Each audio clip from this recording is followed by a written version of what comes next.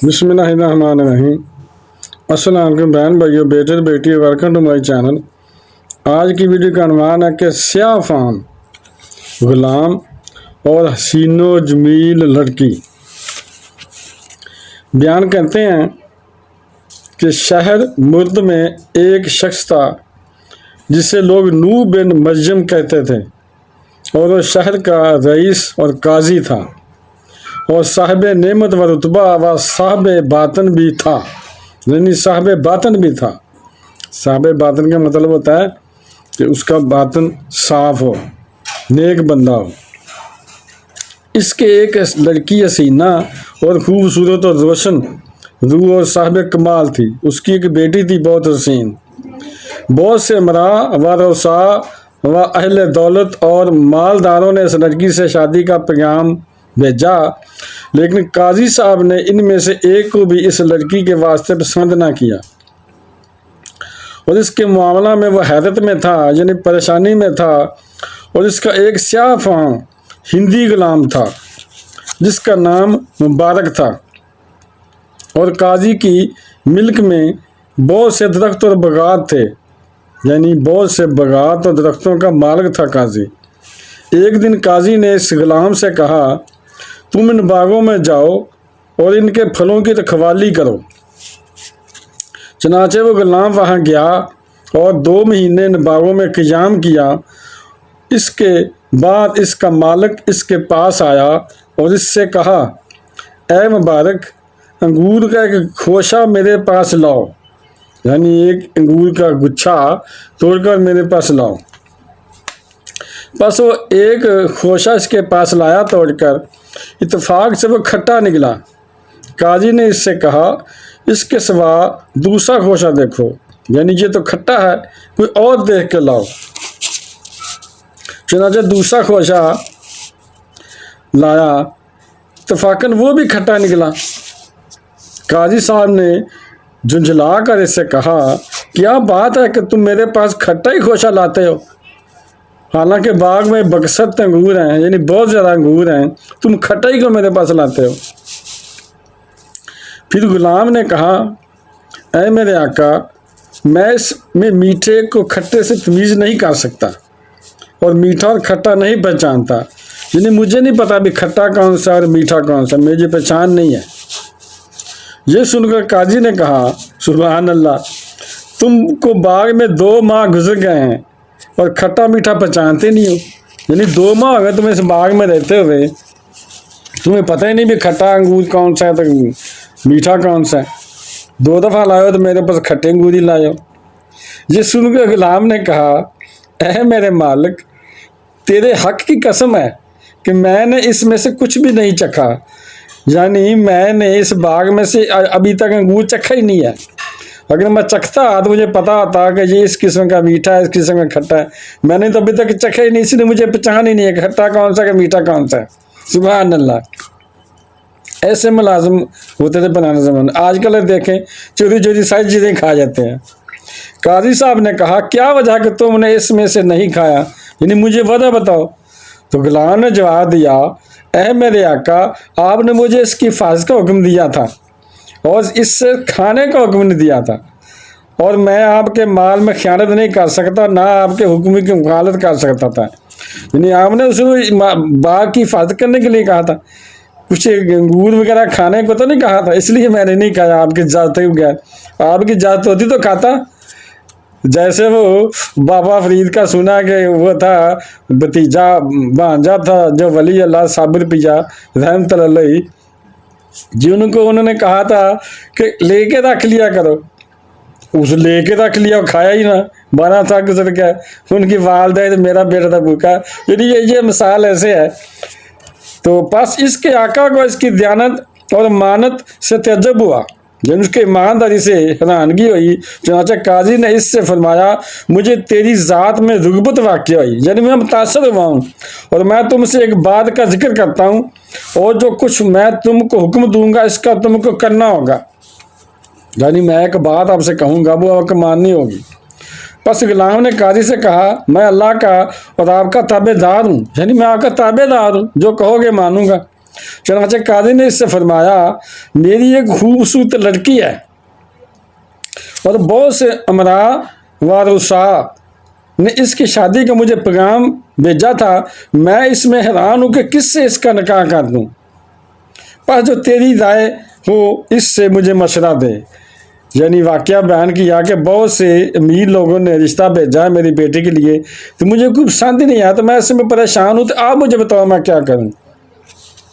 غلام نے عرض کیا اے میرے آقا، زمانہ جاہلیت میں لوگوں کا یہ حال تھا کہ وہ اصل نسب و دین اور حسب میں رغبت کرتے تھے، اور یہود و نصارہ حسن و جمال میں خواہش کرتے تھے، اور رسول اللہ صلی اللہ علیہ وسلم کے عہد مبارک میں لوگ دین و تقوی میں رغبت کرتے تھے، اور ہمارے اس زمانہ میں لوگ مال اور جاہ میں خواہش کرتے ہیں، بس آپ ان چیزوں سے جس کو چاہیں اختیار کر لیں۔ سبحان اللہ، غلام نے ساری چیزیں بتا دی رشتے کے متعلق کہ کس طرح کا رشتہ ہونا چاہیے، کس طرح کا نہیں۔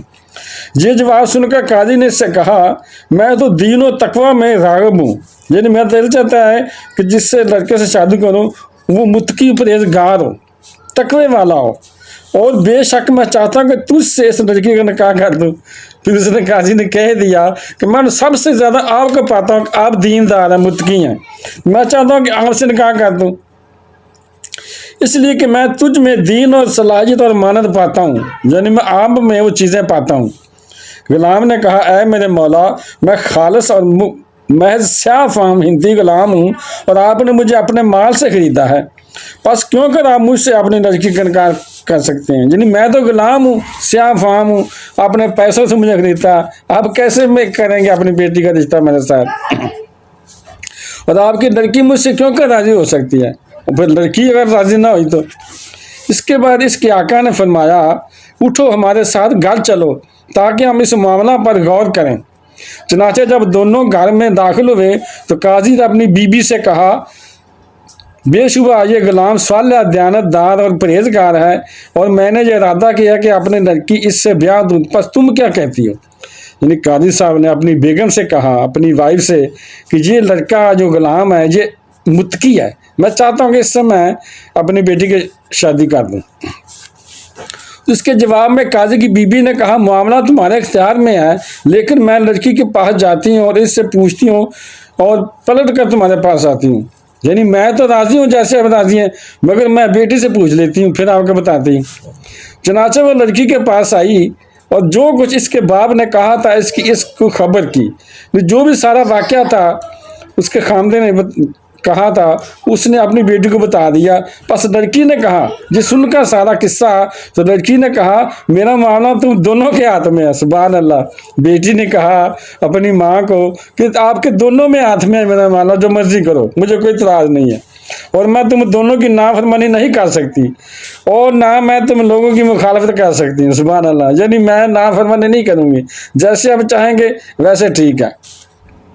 اس کے بعد قاضی کی بیوی اس کے پاس آئی اور اس کو اس کی اطلاع دی، پس قاضی نے لڑکی کا نکاح کر دیا اور دونوں کو کثیر مال عطا کیا، یعنی کافی تعداد میں وافر مقدار میں مال بھی دے دیا، اور ان کو لڑکی اور غلام سے لڑکی کا نکاح کر دیا۔ چنانچہ اس لڑکی سے ایک لڑکا پیدا ہوا جس کا نام عبداللہ رکھا گیا، اور وہ عبداللہ پسر مبارک کے نام سے علماء اولیاء کے نزدیک مشہور معروف ہوا۔ سبحان اللہ۔ اور ان عبداللہ کی بزرگی اور سخاوت سے ایک واقعہ یہ ہے کہ ایک دن ان کے پاس 10 علماء مہمان آئے، اور ان کے پاس کوئی ایسا سامان نہ تھا جس سے وہ ان مہمانوں کی ضیافت کرتے، اور ان کے پاس اس گھوڑے کے علاوہ اور کچھ نہ تھا جس پر وہ ہر سال حج کرتے تھے، اور سال بعد اس پر سوار ہو کر جہاد کرتے تھے۔ پس انہوں نے اس گھوڑے کو ذبح کیا اور اس کو پکایا اور اس کو مہمانوں کے سامنے پیش کیا۔ اس پر ان کی بیوی نے کہا تمہارے پاس اس گھوڑے کے علاوہ دنیا کی کوئی چیز نہ تھی، اور حال یہ ہے کہ تم نے اس کو بھی ذبح کر ڈالا، یعنی اور کوئی چیز نہیں تھی، ایک گھوڑا تھا ہمارے پاس، اس کو بھی آپ نے ذبح کر دیا۔ یہ سن کر عبداللہ جلد سے جلد اپنے گھر میں داخل ہوئے اور بقدر اس کے مہر کے گھر کا سامان نکالا، اس کے مہر جو تھا اس کے مطابق سامان نکالا، اور اس کو عورت کے حوالے کر کے اسی وقت اس کو طلاق دے دی، اور فرمایا جو عورت کو مہمانوں سے کراہت کرے وہ ہمارے شان نہیں ہے۔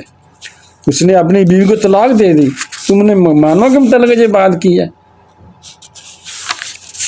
چنانچہ چند دنوں کے بعد ایک شخص ان کے پاس آیا اور عرض کیا، اے مسلمانوں کے پیشوا، میری ایک لڑکی ہے اور اس کی ماں مر گئی ہے، پس وہ اس غم میں ہر روز اپنے سب کپڑے پھاڑ ڈالتی ہے اور وہ چاہتی ہے کہ آپ کی مجلس میں حاضر ہو، لہٰذا آپ اس کے تسکین کے بارے میں اس سے کچھ فرما دیجیے، شاید کہ آپ کا فرمان اس کے لیے تسلی بخش ہو۔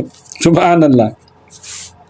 چنانچہ عبداللہ جب ممبر پر بیٹھے تو انہوں نے ایسا وعظ فرمایا، اس سے لڑکی کو اپنی ماں کے غم سے تسکین ہو گئی۔ سبحان اللہ۔ اس کا دل نرم ہو گیا، اس نے توبہ کی اور کہا، اب میں ماں کے ذکر کی طرف نہ پلٹوں گی، یعنی اب میں ماں کو یاد کر کے روؤں گی نہیں، اور میں اپنے رب کو ناخوش نہیں کروں گی، یعنی ناراض نہیں کروں گی۔ پھر اس لڑکی نے کہا، اے میرے باپ، میری آپ سے التجا ہے۔ باپ نے کہا، وہ کیا ہے؟ لڑکی نے کہا، آپ ہمیشہ مجھ سے فرمایا کرتے تھے، اصحاب زمانہ اور ارباب اموال آپ سے مجھے طلب کرتے ہیں، اور میں آپ کو اللہ تعالیٰ کی قسم دیتی ہوں کہ عبداللہ بن مبارک کے علاوہ دوسرے سے میرا نکاح نہ کیجیے گا، کیونکہ ان کا دین راست ہے۔ آخر لڑکی کے باپ نے عبداللہ سے اس کا نکاح کر دیا، یعنی جو مبارک غلام تھا اس کے بیٹے سے نکاح کر دیا۔ اس نے لڑکی کو جہیز اور مال بہت دیا۔ عبداللہ نے اس مال سے 10 گھوڑے لیے جن پر سوار ہو کر اللہ تعالیٰ کی راہ میں جہاد کرتے تھے۔ اس کے بعد عبداللہ نے بعد جام میں ایک کہنے والے کو خواب میں دیکھا کہ وہ ان سے کہتا ہے کہ اگر تم نے میرے واسطے ایک بڈھی عورت کو طلاق دی تو میں نے اس کے بدلہ تم کو ایک باکرہ لڑکی عنایت کی۔ سبحان اللہ۔ یعنی ایک بوڑھی عورت کو آپ نے طلاق دے دی تو میں نے کنواری لڑکی آپ کو عطا کر دی، اور اگر تم نے میرے لیے ایک گھوڑا ذبح کیا، یعنی گھوڑا ذبح کیا، اور تو میں نے تم کو 10 گھوڑے عطا کر دیے۔ اب یہ جہاں سے ظاہر ہوتا ہے، غور کریں ذرا، یہاں سے ظاہر یہ ہوتا ہے کہ مہمان جو ہوتے ہیں ان کو کھانا کھلانا اللہ راضی ہوتا ہے، کھانا کھلانے سے، یعنی اللہ تعالیٰ فرما رہا ہے کہ آپ نے ایک گھوڑا ذبح کیا میری خاطر، یعنی کہ مانو کو کھانا کھلانا اللہ کی خاطر ہے۔ اللہ تعالیٰ فرماتا ہے میری خاطر، یعنی ثواب اتنا کہ میری خاطر اللہ تعالیٰ فرماتا کہ آپ نے مہمانوں کی جو گھوڑا ذبح کر کے کھلایا تو اللہ تعالیٰ نے اپنی خاطر لے لیا۔ اللہ تعالیٰ فرماتا کہ میں نے پھر 10 گھوڑے آپ کو عطا کیے، ایک نیکی بدلہ میں 10 نیکیاں ہیں، اور بے شک اللہ تعالیٰ احسان کرنے والوں کا اجر ضائع نہیں کرتا، اور جو شخص اس سے معاملہ کرتا ہے وہ کبھی نقصان نہیں چاہتا۔ یعنی جو اللہ تعالیٰ سے معاملہ کرتا ہے، اللہ تعالیٰ کی فرما برداری کرتا ہے، وہ نقصان میں نہیں رہتا، ہمیشہ فائدہ میں رہتا ہے۔ تو بہن بھائیو، بیٹر بیٹی، اگر آپ کو میری ویڈیو پسند آئی ہے تو اس صدقہ جاریہ سمجھ کر آگے شیئر کر دیں، اور اگر ابھی تک آپ نے میرے چینل کو سبسکرائب نہیں کیا تو لازمی کر لیں، اور بیل کو دبا کر آل پر کلک کر دیں تاکہ میری آنے والی اچھی سے اچھی ویڈیوز آپ کو ملتی رہیں۔ چلو ملتے ہیں نیکسٹ ویڈیو میں۔ السلام علیکم، خدا حافظ۔